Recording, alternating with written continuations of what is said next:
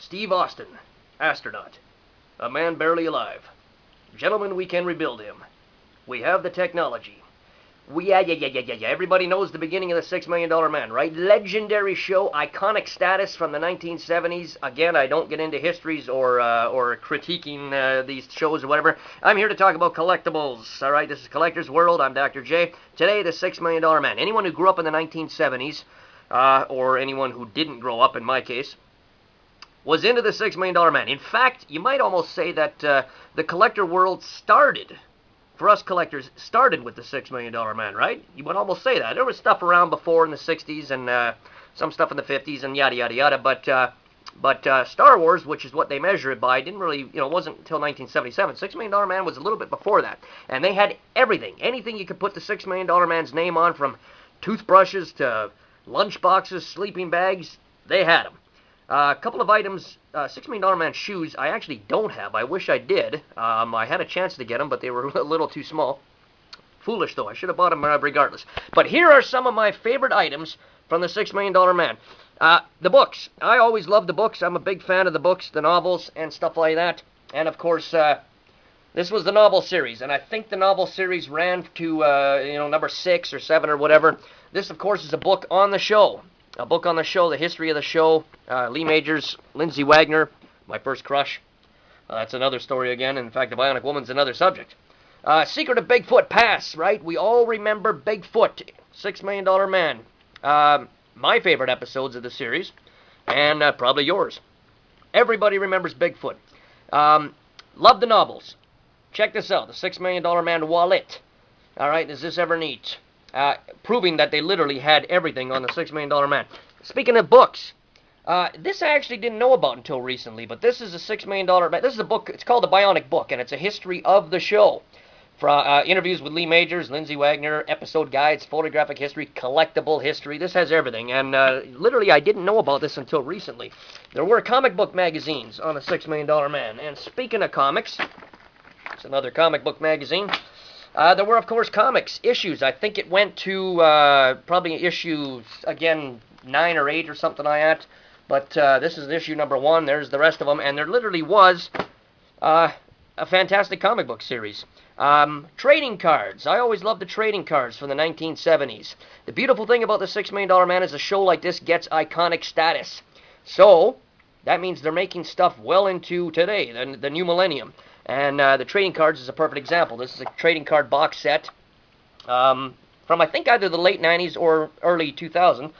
But this is actually a box set on season 1 and 2. I wish they'd put out the other 2 seasons, but to my knowledge, they haven't yet.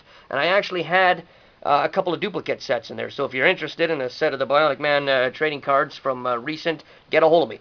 Anybody that joined the $6 Million Man fan club in the 1970s, right? You got one of these babies in the mail.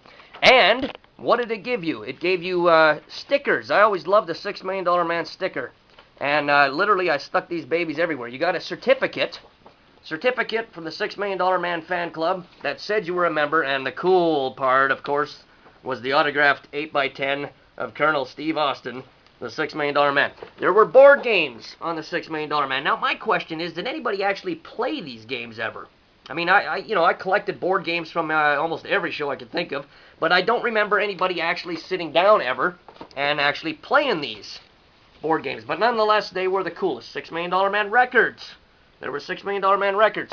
And, of course, a very, very neat element of the collectible world for the $6 Million Man is hardcover annuals, which were not available here in North America, only overseas in Britain. And, again, I buy these on a lot of shows, and you had to...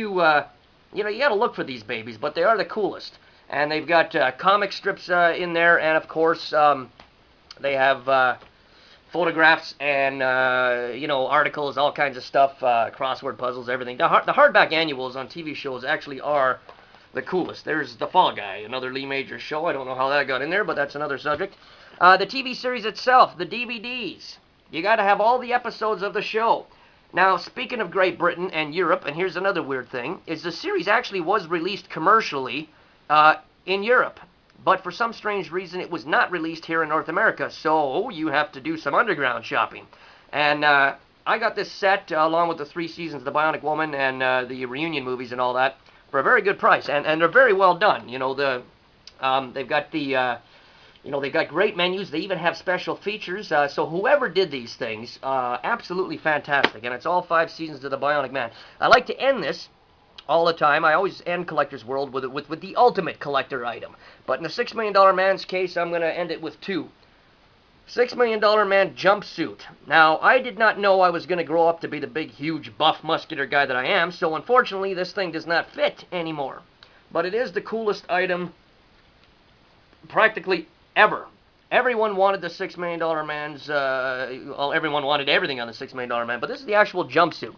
And if you look at that baby, it's a little bit small, of course, but it was, and of course, it came in red as well. Never had the red one, though. But speaking of the red jumpsuit, the ultimate item, if you thought we were going to go through the $6 Million Man's collector world without this, the $6 Million Man doll. I don't think we called them action figures back in the 70s. I don't remember. I don't think we did. But everybody had to have one of these. And check this out. Check this out. I don't know if you can see this. If we zoom in real good on this. Look at that. There it is. There's the price. $6.66 at Woolco. And everybody remember Woolco? Didn't they go out of business, I think, in the early 80s or mid-80s or whatever, and then Walmart took over? I'm not sure. But the $6 Million Man doll. That's the ultimate item. You can actually get this on auction sites like eBay and all that, but be prepared to bid a lot and be prepared to, pay a lot, because this is the ultimate item, especially if it has the rubber on the arms intact, which this does. You roll the rubber up, and which you can't do anymore. It's old. It'll crumble. And that revealed the bionic parts. And, of course, you could look through the head and look through the eye, and you had the $6 Million Man, eye vision, which is, of course, how I learned to do the $6 Million Man eyebrow raise by watching Lee Majors. So, easily, the $6 Million Man, which is where it began for a lot of us collectors. The 1970s, the good old days. Greatest time, greatest period, and one of the greatest heroes out there, and one of the greatest parts of the collector's world, the $6 Million Man. Steve Austin still rules.